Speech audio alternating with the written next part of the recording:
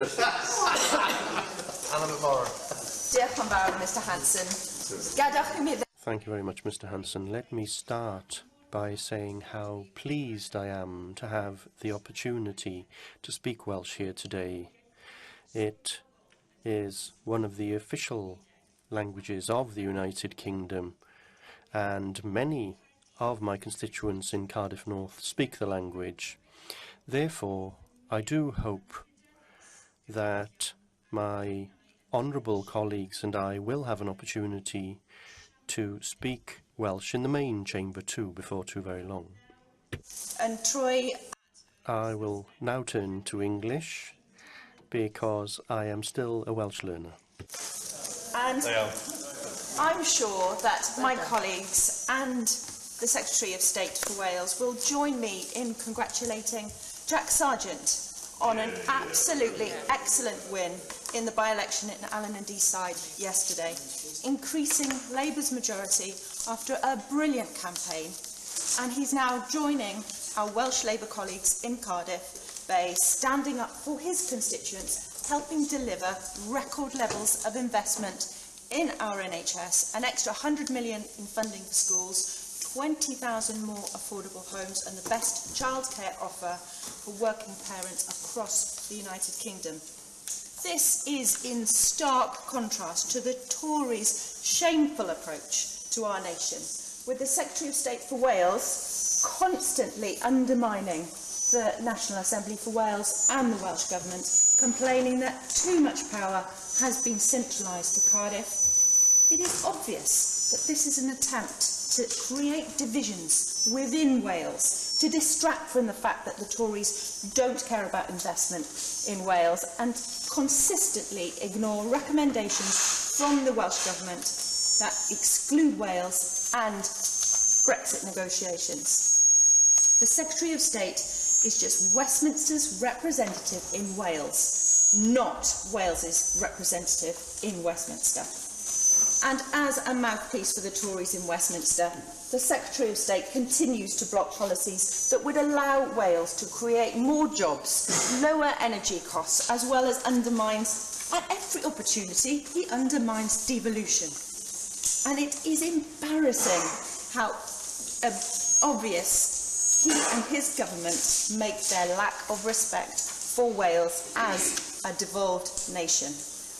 The budget presented by this UK government has consistently punished Wales, giving in to the likes of the DUP to save their own jobs. And where was he? Where is he now, in fact? Where was he when the DUP was given £1 billion for Northern Ireland? Why wasn't he standing up for Wales? Why didn't he demand more money? The Welsh budget has experienced year-on-year cuts as a result of the UK government's ongoing policy of austerity.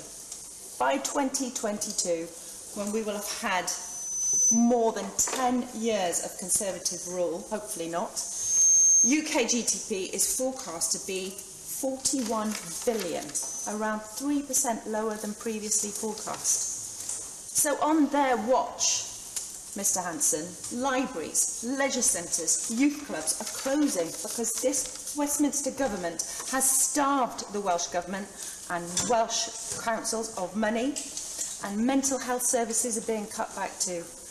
25,000 local authority jobs have gone in Wales since 2010, and services which make our communities healthier, more livable, are disappearing because of lack of funding from Westminster. The austerity politics of this UK government is killing our communities in Wales. And the Welsh Secretary of State tells us it must be the fault of Welsh Government.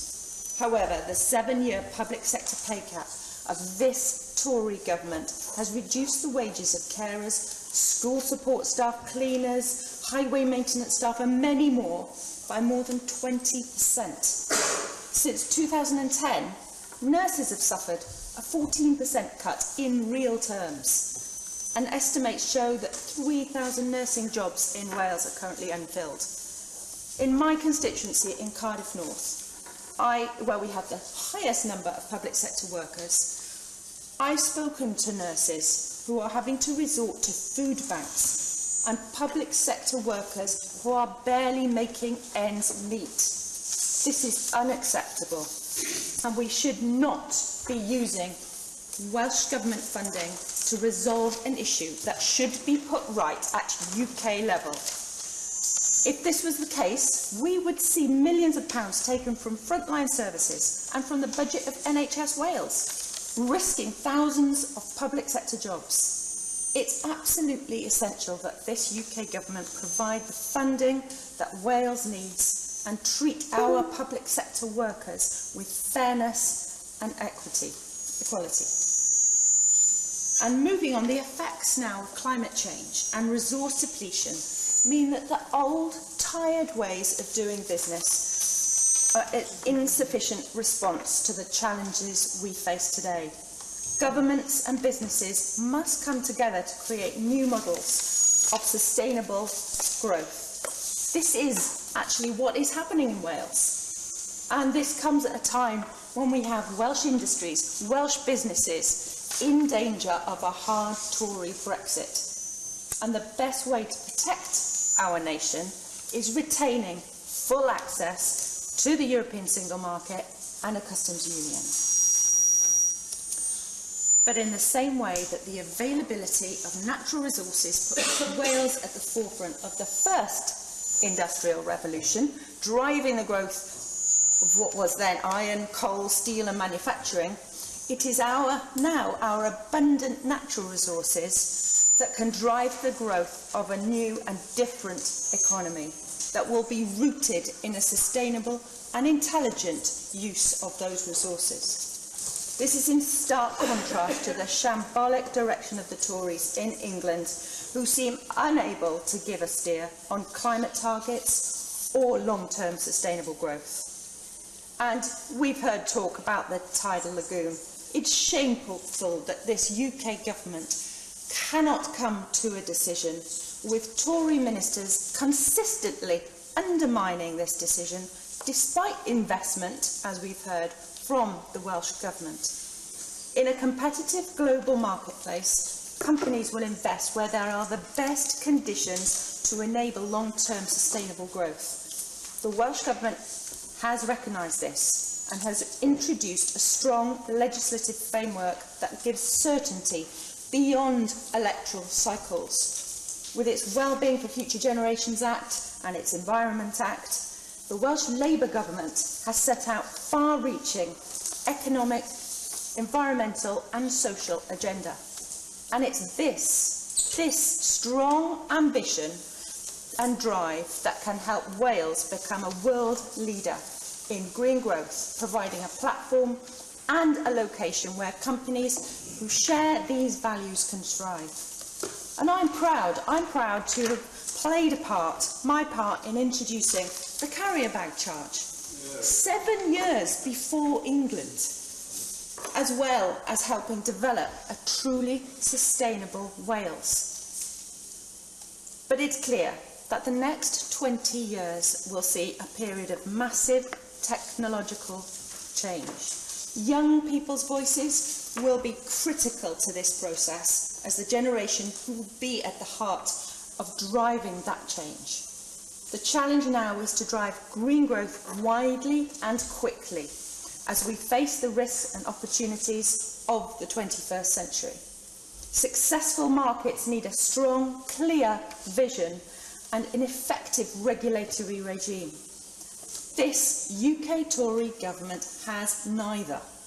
If this government has any sort of real ambition to lead on green growth, it must do likewise and put in place long-term statutory goals to reflect what we want to see both now and in the future.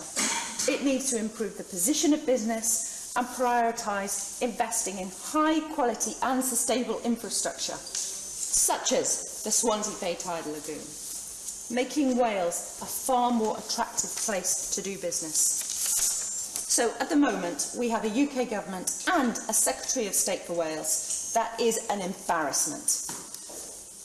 It can't take a decision on the Tidal Lagoon, U-turns on rail electrification investment, and fails to invest in energy efficiency, renewable energy, all of which provide the vital economic and environmental infrastructure we need to boost growth and support the environment.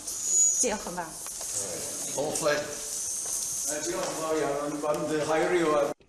Thank you very much. I apologise for having been absent this morning, but I am pleased to be here. I was looking at the history